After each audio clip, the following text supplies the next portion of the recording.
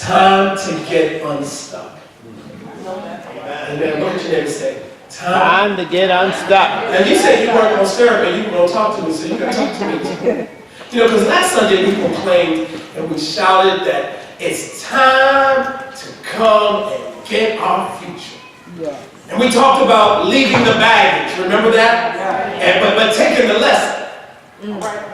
Wait, now y'all ain't with me now. We talked about leaving the baggage, but taking the lesson. We said, Paul said, not that those I've apprehended, but forgetting the things which are behind, I press toward the mark. So we talked about that. Yet no matter how moving last Sunday's message was, there's still the challenge of how to do it. Amen? Do it. Because sometimes we all get stuck in life. Amen. Look at your neighbor and say, I know that's the truth. I know that's true. We get stuck, and we get stuck in the fears of life, in the patterns of living in attitudes and in habits that cause us to remain where we are, though our spirit wants to be elsewhere. And the one thing that often places a barrier in our way or traps us or causes us to get stuck in life is fear. Fear. Look at your neighbor and say, oh, shucks. Fear or what the scripture says, anxiety. And if you compare text when he says, do not be anxious, what text says, do not be fearful. Because fear and anxiety attack us and cause us to become stuck in life. And all of us deal with fear. Hey, come on, y'all. Wait, can we all be honest in church for a little bit? All of us, there's all kind of fears, you know, that trying to stop us. And fear tries to stop you. We got all kind of fears. Fears of trying. And fear of failing. And fears of falling.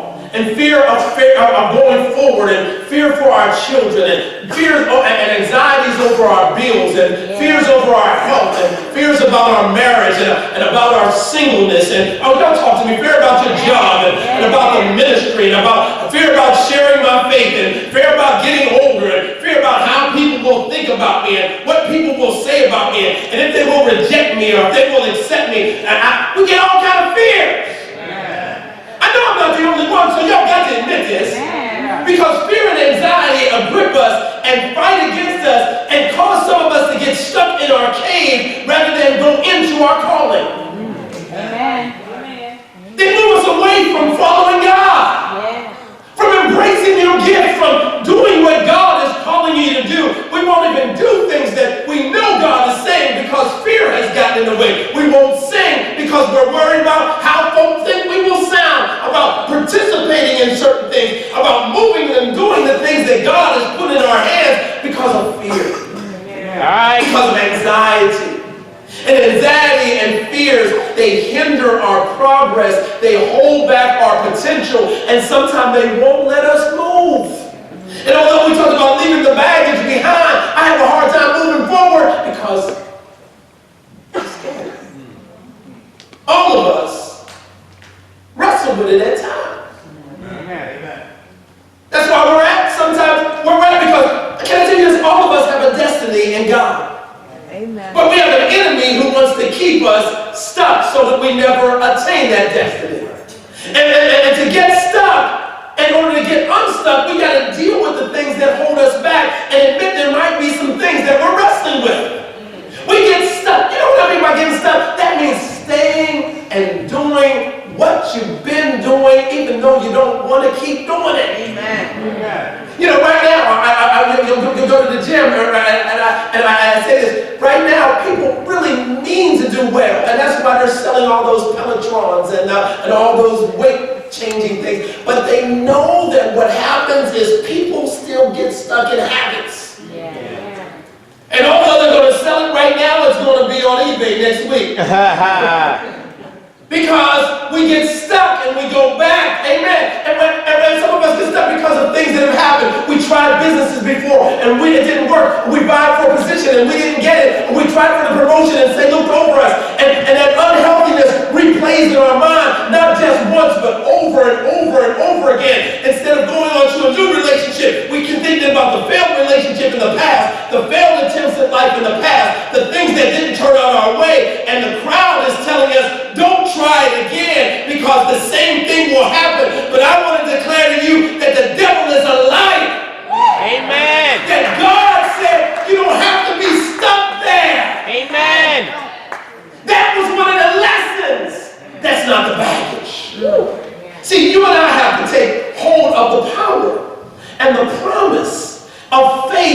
God in our lives so that we can move forward, so that we can advance, so that we can become all that God wants us, all that God created us to be. Who is ready to come and get it? See, you can't just, it's going to take some breakthrough. It's going to take some breakup. So this breakthrough will never occur until breakup occurs.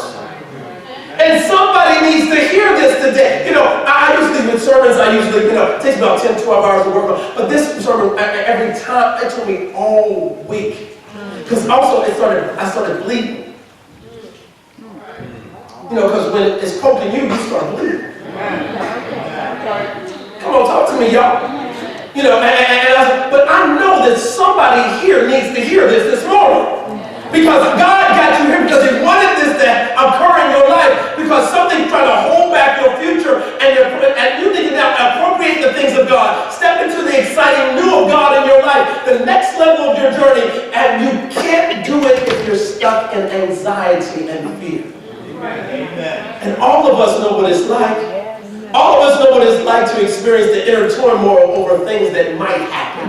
Because most of the stuff that we fear is not stuff that happens. Amen. Hello? Amen. It's the stuff that might happen. Amen. I might lose my job. I might lose my family. I might get sick and not get well. Y'all ain't gonna talk to me. There's a lot of the things that are the mights in life. We don't even know. It's the things that we're worried about and things that are messing up our day and it causing fear in our life because this could take place and this could take.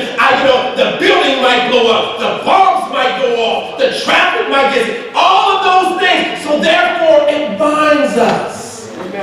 Come on, guys. I know what guys. it's like to feel uneasy, to feel undone, to feel disconcerted concerning that which paralyzes us and makes us stuck. All of us know what it feels like. I don't care who you are, from the toughest man to the most tender woman. We all know what it's like. Amen, three people. Amen. And fear is anxiety is one of the most common responses that cause men and women to remain stuck in life and not move forward into the mission that God has for their lives. All right. What if I can't pull it off? What if it falls apart? What if people really know who I am? Well, can I tell you something? Look at everybody in here. We're all flawed.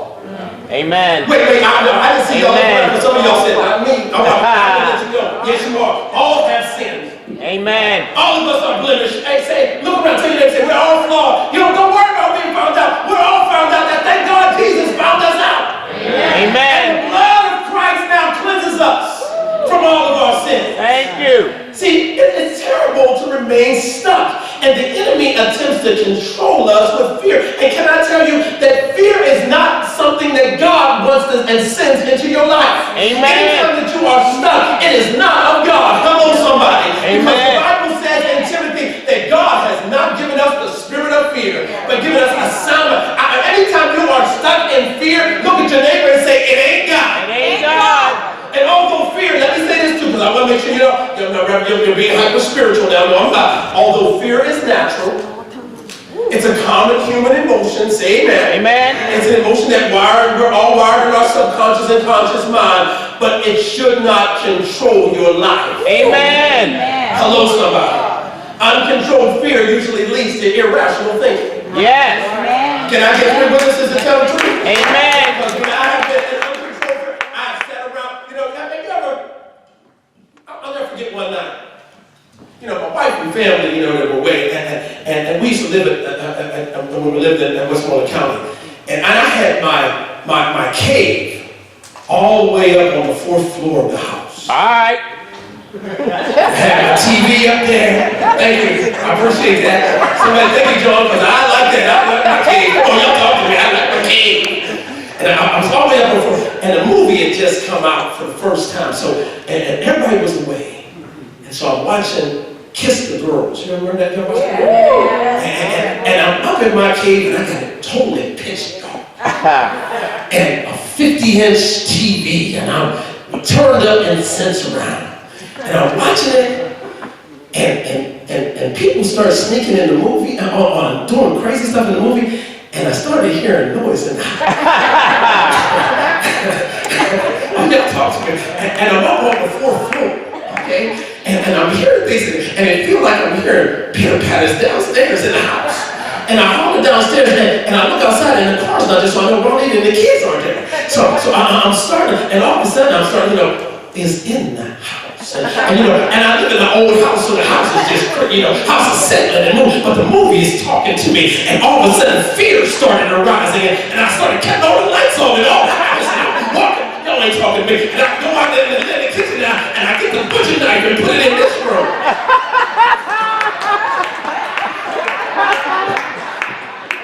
Somebody know what I'm talking about. And it was irrational. Because nobody was in my house. Nothing was going on, but when your fear grips you, it paralyzes you. And uncontrolled fear can lead to irrational behavior, to spiritual paralysis, and a retardation of your spiritual walk with God. Paul grabs that theme and throws it to us and says, I want you to realize that you don't need to get stuck in those kind of things. Right. Amen. Right. Now let me tell you this, because we talked last week. Now remember, Paul is writing Philippians, and these are called the prison epistles because Paul was in prison while he was writing, and he's not in prison, he's in a dungeon. Okay, they didn't have the prison system that we have now. Y'all have seen, when y'all see that commercial, Dilly Dilly. Y'all ain't talking to me. Come on, y'all act like y'all ain't watching TV. Right. Okay. But they were in dungeons, and he's down there, and he writes this epistle. Now, if there was ever a place that you ought to feel the fear of bondage, it's in the prison. If there's ever a place that you ought to experience the antithesis of peace, it's in this dungeon. Yet he says this. He says, be fearful or anxious for nothing. Nothing. I love this because what he's saying is, he's saying that location has nothing to do with fear or peace working in your life. Amen. That what you're in your circumstances of life and your environment have nothing to do with it because there is something else that always is able to break that stuff you're stuck in. Amen. Now, the first thing I want you to understand, this morning things were not working right, so don't worry about it. I want you to write this down, and I want you to write these three points. I promise I won't give too much. I had some great illustrations to put on the screen, but that's all right. The devil's a liar, it's all right. We're going to work this out. We can illustrate with our minds. Say amen. Amen. So first thing I want you to do is when I read this, Paul says, be anxious for nothing. He has us to understand something. First of all, you have to understand that God is with you. Amen. Now say amen and say God is with me. God is with me. See, you got to understand this because, we are so used to sometimes thinking that God is only with us if things are going perfectly good and we're acting perfectly good. Amen. But when we acting up, we acting ignorant. Come on, y'all talk. I didn't say ignorant, I said ignorant. Okay? Then we act like God ain't there. But you have to understand that God understands this, so you understand this in your life, and you work through being stuck, that God is with you. Understand that God is with you, moving into every domain of your life that He has given you victory and breakthrough in to be unstuck in. And fear should not be holding you. Understand God is with you. Isaiah 41, one of the brothers was having surgery this week, and something happened, and I sent him this scripture because it says, do not fear, for I am with you. Amen. Do not be dismayed, for I am your God. And you got to start having more confidence in your God. Amen. I'm not talking about my God, I'm talking about your God and our God. He said, I will strengthen you, I will help you, I will uphold you with the right hand of my righteousness. I have confidence in my God. See, and that's Philippians 4:6 points to this.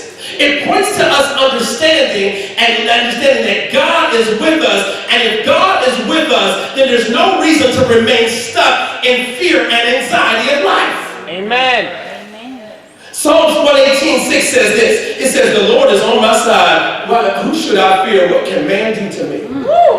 You show me, I don't care how big his arms is. He might have 24-inch biceps, but he's no match for my God. Amen. Oh, help me somebody. See, having God on your side is more than enough so that you never have to be afraid afraid of really what the future holds, because having God on your side provides artillery of peace that nobody can take away. You just have to recognize and understand that God is with you and who your God is. If God says he protects you from all forms of harm, then why are you stuck worrying about your future? Amen. If God is on your side, and now I'm talking about God, and that's why you got to understand your concept of God, because I love what A.W. Tozer once said. He said the problem with people's God is that their God is the size of their smallness, and God is too small to handle the big things of their life. Right.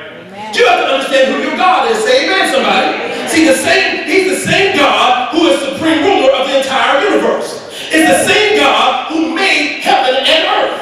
It's the same God who is sovereign. It's the same God who rules and super rules. He's the same God who holds power and protects you. He's the same God who overcame your yesterdays and protects you for your todays and provides you with preventive strength for your tomorrows. He's the same God who tells you no weapon formed against you will prosper. He's the same God who said, I will make your enemies your footstool. Y'all ain't helping me. He's the same God who said 1,000 will fall at your left hand and 10,000 will fall at your right, but it will not happen to you. He's the same God that can handle your job, that can handle your family, that can handle your children, that can handle your marriage, that can handle your singleness, that can handle your health. He is the same God. Oh, somebody ought to help me.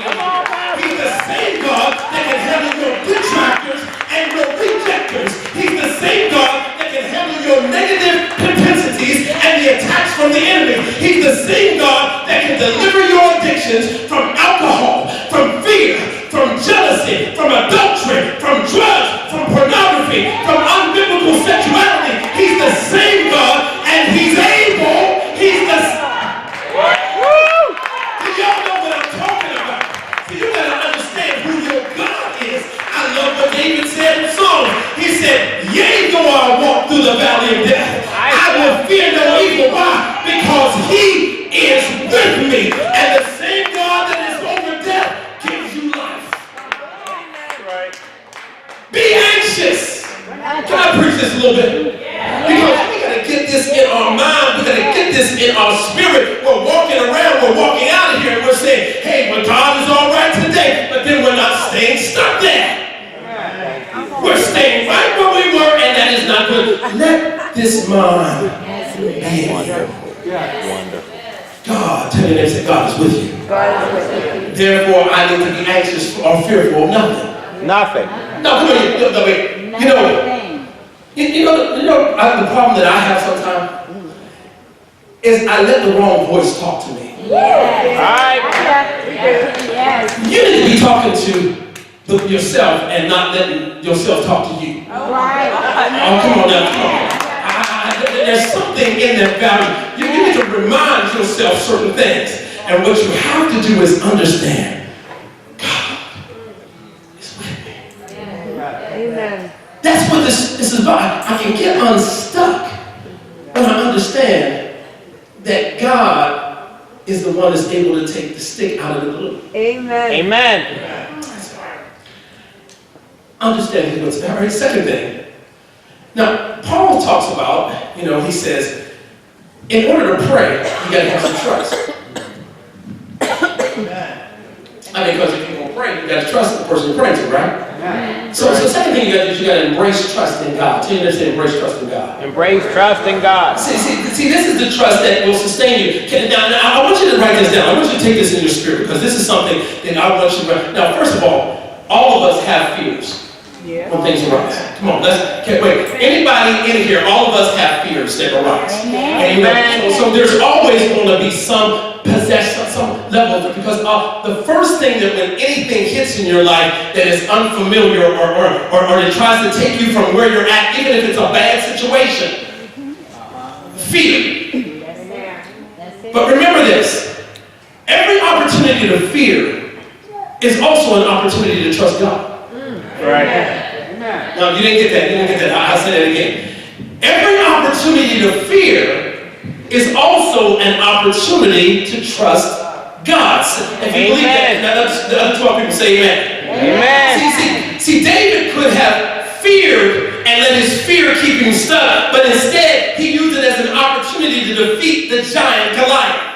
And remember this, the giants outside of you are never bigger than the God that is inside of you. Amen. It doesn't matter how big those giants are. The Bible says, greater is he in John 1 John 4, that is in me than he that is within the world. So the giants that are outside of you, help me somebody, are never bigger than the giant that is in. Oh, somebody ought to help me preach this. See, Peter could have feared the Sanhedrin, but instead he preached to 5,000 and they were saved on Pentecost. Paul could have feared about what they were going to do to him. Instead he said, preach in season and out of season. Every opportunity to fear is also an opportunity to trust God. Amen. And can I tell you, God can be trusted? Amen. Amen. Anybody know what I'm talking about? He can be trusted. See, every time we are afraid, we must see it as an opportunity to surrender everything to God's hands. Did you hear what I said? Yes. See, you gotta trust him. You know why you can trust God? When last time God let you down? I mean, because I don't know about you, I've let God down so many times. Come on, talk to me. Can I get 10 people that will just tell the truth in the house? You know, I've let God down so many, but God has never let you down. God, he is faithful. He's dependable. He's reliable. He's unchangeable, and he's believable. Am I right? He's trustworthy. He's devoted. He's dedicated. He's committed. He's dutiful. He's trustful. And he's trustworthy. And he will never, ever, or as they say, never, ever, ever, ever, never, ever let you down. He will be trusted. I can trust the Lord. He is better than Allstate. You're in good hands with God. You can overcome anything with God. God is always able to be trusted. Can I get a witness? He protects his children. He never neglects his children. He's a good, good father. Somebody say, well, yes, he is. Amen. You have got to embrace and trust him. You got to do it. This level, if you don't take this level of trust in you, then what's going to happen is, if you don't embrace this trust of God for you, then you know what? And when situations come, this morning I was riding to church and I was enjoying myself. I heard some old John P. Key. And John, so I'm flying down the road and I'm so thankful that the road was not icy or slick. But but God protects fools and babies, and I was being foolish and not a baby at the time. So but I'm flying and I'm listening to sing a song. But I love it. One time he interjected one thing and it just kept reverberating in my spirit. He said, I turned over my confidence from the world and put my trust back in God. And to me, that's what sometimes we put too much confidence in the world and don't put enough trust in God. Say amen. Amen. And we get stuck because the world let us down. And what they will do is when they let you down, they will leave you there. Because the world will let you go out on a limb and then cut that limb off on you and tell you shouldn't have been out there in the first place. Alright. Amen. But God will keep secure. So that even if the limb breaks, God will suspend you and keep you from fall. Oh, y'all ain't helping me, somebody. See. Embrace your trust in God. Tell you this. I know that seems so simple. I know one of our favorite scriptures is trust in the Lord, all thy heart, lean not on your understanding. But you got to do it. So you get unstuck. Because if not, you stay stuck. Last thing, again. Now, one of the things that we use this verse for is prayer. Am I right?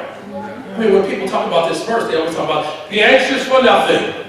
And all things with prayer and supplication, because we like to say that, we're really good. We're really good at saying things, But you have to enjoy the peace of God in prayer. Amen. If you want to get unstuck. Amen. You've got to enjoy the peace of God. See, you got to enjoy the peace of prayer that is already yours, because Jesus said, I gave you peace already. Now, I'm thankful because Jesus left us his peace. You didn't get that. See, we think peace is always the absence of conflict.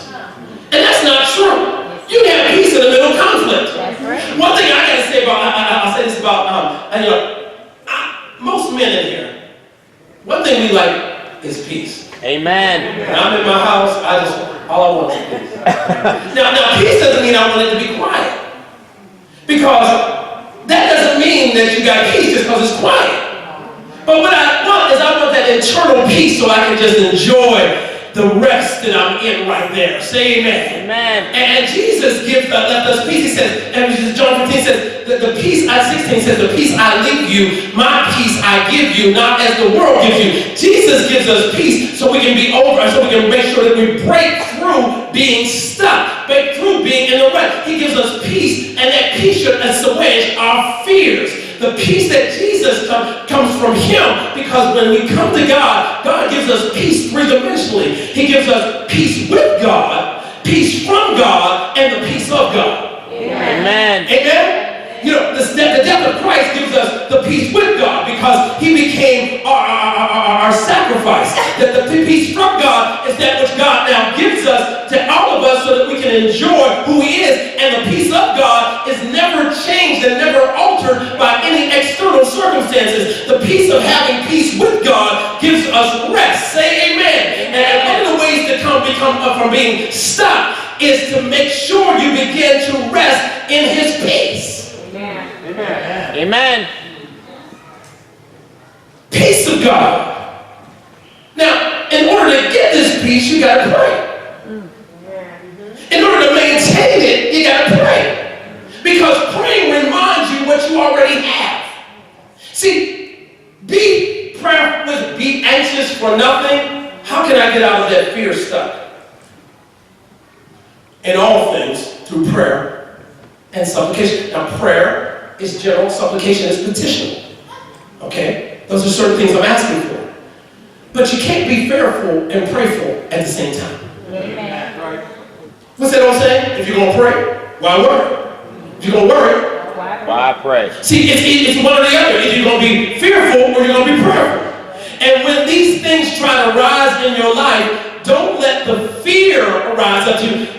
You have to let the prayer rise up to you, and then what happens is it embraces your peace, and it changes your mind, because while you're praying, something is translating about God in your spirit, and it's changing your mind. And don't be deceived into believing that you can't help what you think, because you can absolutely change your mind. Amen. Help me, y'all. You can change. Can I get witness? You can change your mind about anything. Matter of fact, any women in the house? The Bible says, because my wife told me one day that it's a woman's prerogative to change her mind. Come on, y'all talk to me. So you can change your mind. And when you're praying, the reason why you embrace God with your prayer, it gives you peace, because when you're praying, it recalibrates your thinking. Yes. Amen. And remember this, it's impossible to enjoy life without peace. Amen. You can't enjoy it. If you're stuck in fear, you are not enjoying life.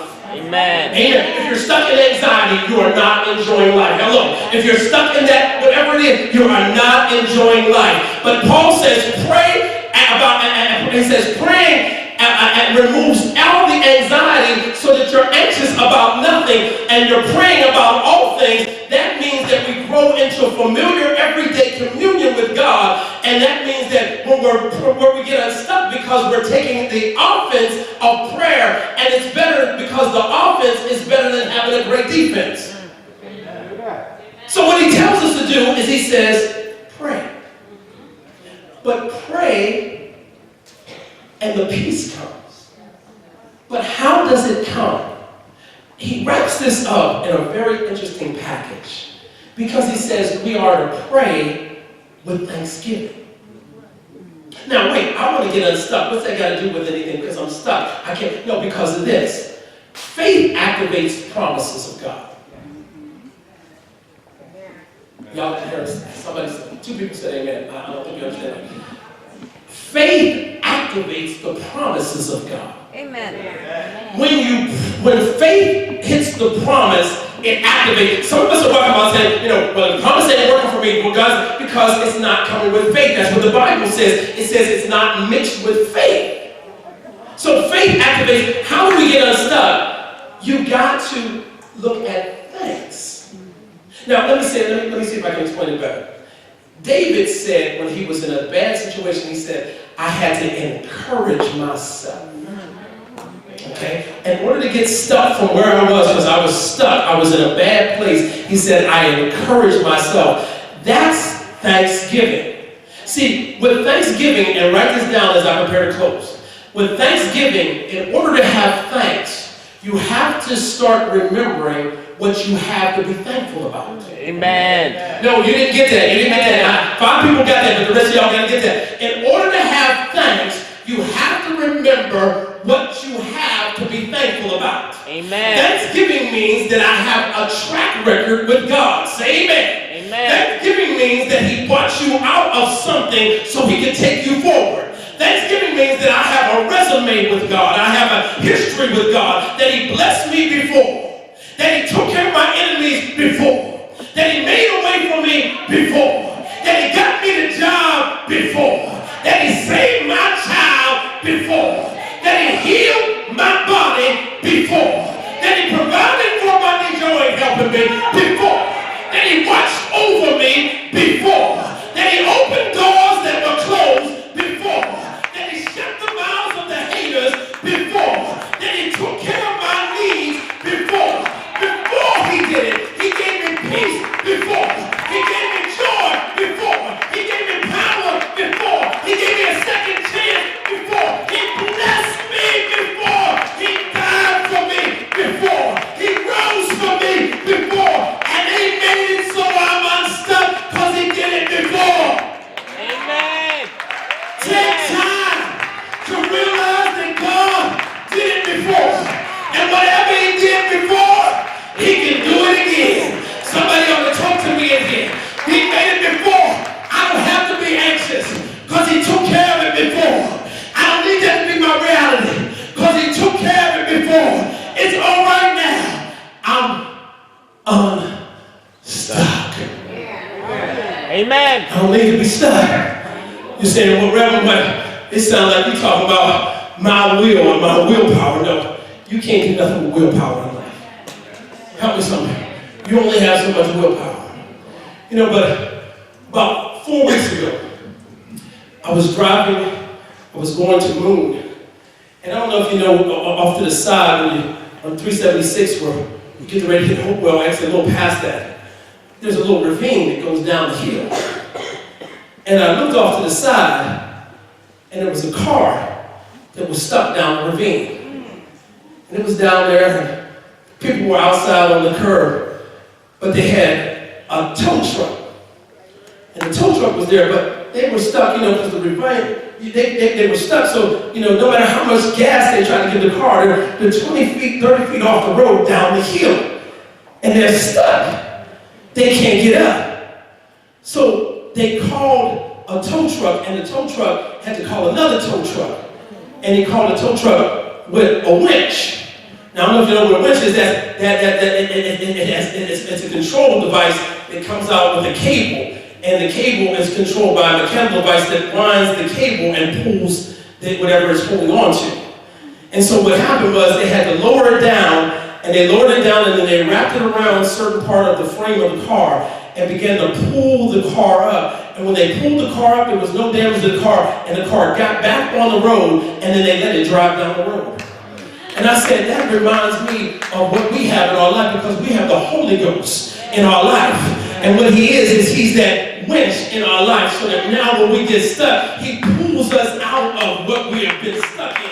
He pulls us out of the foolishness, out of the fear, out of the sin, and puts us back on the road and makes sure we can drive to the destinations that God is taking us to. That He pulls us up, that He cranks us back up. And what we have to do is we have to quit staying in the stuck state and come out of that, because God has now pulled us up and said, it's time to get unstuck.